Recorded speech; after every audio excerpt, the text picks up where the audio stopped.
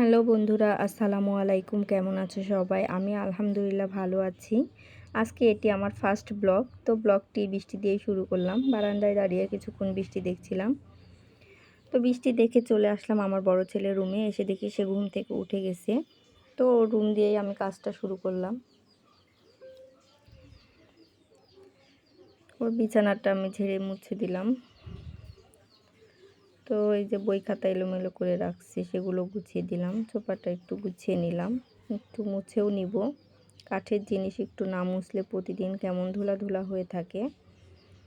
তো এইভাবে আমি সব ফার্নিচারগুলো, রুমে যেটা আছে খাট সোফা, সেগুলো মুছে নিয়েছি। ঘরটাকে ঝাড়ু দিয়ে নিচ্ছি।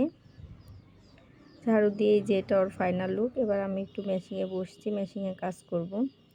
আর এটা আমার ফার্স্ট ব্লগ। কেমন হয়েছে সবাই কমেন্টে জানাবে। কোথাও যদি কোনো ভুল ত্রুটি হয়ে থাকে অবশ্যই আমাকে জানাবে। আর কোথায় কী করতে হবে সব কিছুই আমাকে জানিয়ে